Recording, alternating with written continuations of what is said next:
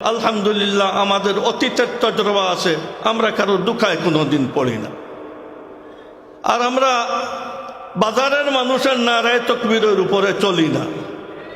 কে আমাদের কে বাহবা দিতেছে কে দিতেছে না, আমরা নিজস্ব বিবেকের উপরে চলি। আপনার পছন্দ হইতেছে কিনা এইগুলা আমাদের কোনো ব্যাপার নয়। আমরা যদি এইভাবে রাস্তার মানুষের রেজা আর সন্তুষ্টি লাভের জন্য করতাম, তাও আমরা এইভাবে রাস্তায় রাস্তায় মাফ চাইতাম কয়দিন পর। আমরা 140-42 বৎসর ব্রিটিশের জমানায় এই পার্টি সব 1920 পর্যন্ত জেহাদের আপনার ময়দানে জেহাদ করছে ব্রিটিশের বিরুদ্ধে। প্রথম মহাযুদ্ধের পরে যখন দেখা গেল যে রাষ্ট্রীয় ক্ষমতায় অধিষ্ঠিত মানুষের কাছে এত ভারী অস্ত্র, যার কারণে আমাদের বুজুর্গরা পরামর্শ করে সিদ্ধান্ত নিলেন এখন আর অস্ত্রের যুদ্ধ হবে না, রাজনৈতিক আন্দোলনের সিদ্ধান্ত নিলেন আর জমিয়তে উলামা কায়েম করলেন। এর আগে নাম ছাড়া যুদ্ধ চলছে, আমাদের আকাবিররা করছে। বিশে করলেন রাজনৈতিক আন্দোলন এত ফলপ্রসূ হইল, 27 বছরে উপমহাদেশ স্বাধীন হইল। আমরা 23 বছর পাকিস্তানে জমিয়তে উলামা আপনার কাজ করেছে। আজকে 54-55 বছর থেকে বাংলাদেশে আমরা কাজ করি যাইতেছি। আমাদের এই এত লম্বা টাইমে আমাদের ইতিহাসে আমরা কোনো ভুল সিদ্ধান্ত আমাদের আকাবিরও নেন নাই, আমরাও নেই। আমরা কোনোদিন উপস্থিত টাইমের জজবার উপরে আবেগের উপরে আমরা কোনোদিন কোনো সিদ্ধান্ত নেই। বহু সময় এইভাবে হয়েছে জমিয়তের সিদ্ধান্তের বিরুদ্ধে বিভিন্ন পলিটিক্যাল দল কথা বলছে, পরে সবের শ্রদ্ধায় সহ দেওয়া লাগছে। ব্রিটিশ আমলেও, পাকিস্তান আমলেও, বাংলাদেশের আমলে আমরা ইসলামী যত আন্দোলন ইসলামী গেছে সবটার ঐক্যর প্রক্রিয়া চালানেওয়ালা হইল জমিয়তে উলামা।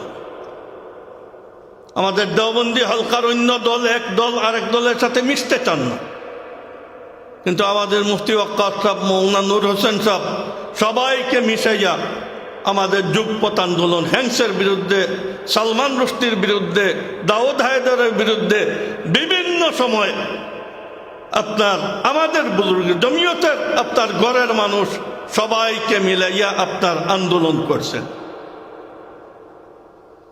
আজকে গতকালকে জন্ম হইল, আর আজকে জমিয়ত আপনার ঐক্যের মধ্যে বাধা। জন্মই হয়েছে কালকে, এর মধ্যে বাতিলের সাথে থাকছে দীর্ঘ জমানা। যত দুর্নীতি, সারা দুর্নীতিতে শরিক। আর আজকে জমিয়ত আপনার ঐক্যের জন্য বাধা। আমাদের হুজুররা অনেক বলছেন এই ব্যাপারে। আমরা কোনো আজ পর্যন্ত আমাদের কোনো বক্তব্য একসাথে মিলাইতে পারবে না যে আমরা 2 বছর আগে কি বলছি, 2 বছর পরে কি বলছি। আমাদের সব এক তালে চলে আসতেছে। গত কয়েকদিন পূর্ব থেকে নিয়ে লম্বা কয়েক বৎসর যাকে বাতিল বলল, আজকে আপনার তাদের সাথে হাত মিলাইতেছে হক বলে। গতকালকের আজকের আমার মতো মানুষ যদি হইতো তাহলে দেশ ছেড়ে দিত। এইভাবে নির্লজ্জ আপনার যে আজকের বক্তৃতায় থাকি আর গতকালকের বক্তৃতায় থাকি। কিছু হায়া হুরমত থাকাও তো দরকার। আরেক পার্টি আছে ডেইলি একবার মাফ চায়, ডেইলি মাফ চায়, এখানে মাফ চায়, ওইখানে মাফ চায়। 47-এর মাফ চাওয়া, 70-এর আপনার মাফ চাওয়া, শুধু মাফ চাইতেই আছে। আজকে যা করতেছ কালকে যে মাফ চাইবে না, আর কি সিওরিটি? আলহামদুলিল্লাহ আমাদের কারোর কাছে মাফও চাইতে হয় নাই। আমরা কারো কাছে আমাদের এই 150-200 বছরের ইতিহাসে কোনো দুই আপনার নেতার কথা সাংঘর্ষিক পাওয়া যাবে না।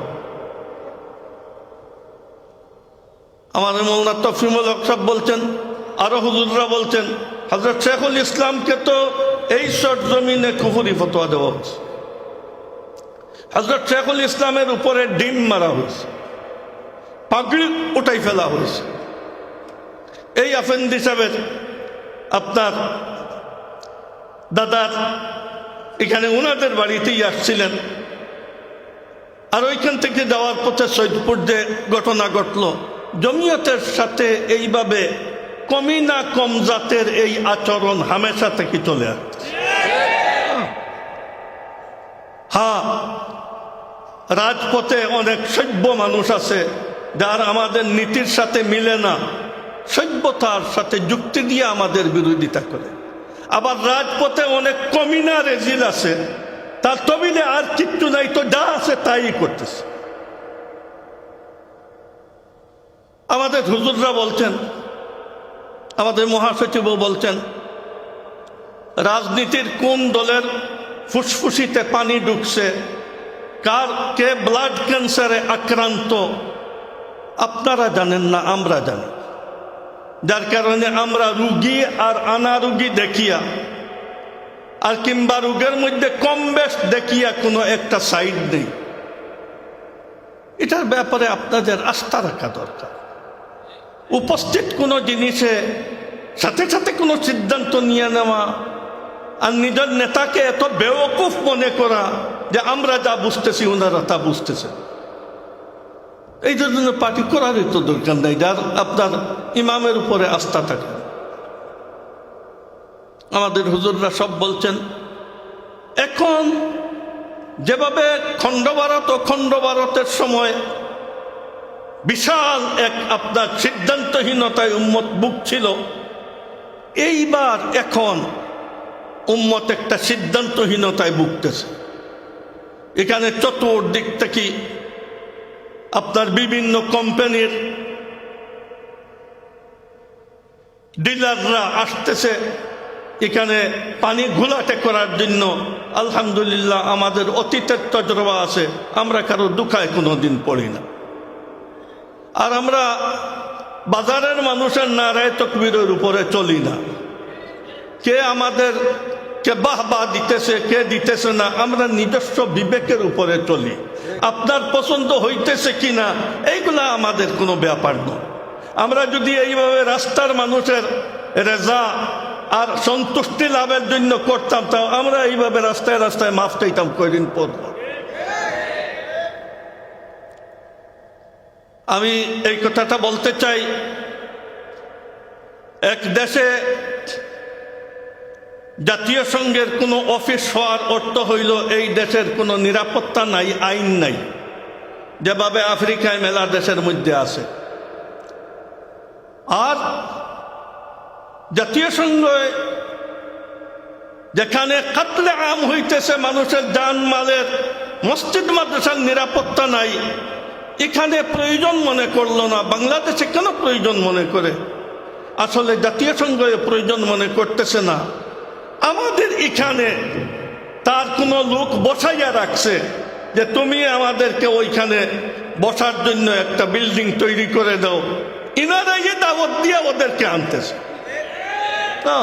জাতীয় সংঘের এত মাথা ব্যথা নাই এখানে আসার জন্য। এরা ব্যর্থ, সারা পৃথিবীতে কত জায়গায় আপনার কোনো ধরনের নিয়ন্ত্রণ নাই, কিচ্ছু নাই, তারা ব্যর্থ। জাতীয় সংঘে একটা ব্যর্থ সংস্থার নাম। আমাদের এরা ডাকিয়া দাওয়াত দিয়ে এদেরকে এখানে আনছে, হামেশার জন্য একটা টিউমার এখানে রাখবে। আর এই দেশের কোন সরকারও আপনার শান্তিতে বসবাস করতে পারবে না এই টিউমারের কারণে। যদি জাতীয় সংঘের এখানে যে সিদ্ধান্ত হয়েছে উপদেষ্টাদের এখানে তার অফিস হবে, এই অফিস হয়, তাহলে 15-16 বছরে আওয়ামী লীগে যত দুর্নীতি করছে আর এই দেশকে যেভাবে নষ্ট করছে, এই উপদেষ্টারা জাতীয় সংঘের এই শাখা এখানে খুলিয়া এর চাইতে বেশি এই দেশকে ক্ষতিগ্রস্ত করবে। কারো কোনো স্বাধীনতা থাকবে না, তাদের মতো চালাবে। এই দেশের সরকারও চলতে পারবে না, গলায় রশি লাগাইয়া আপনার টানবে।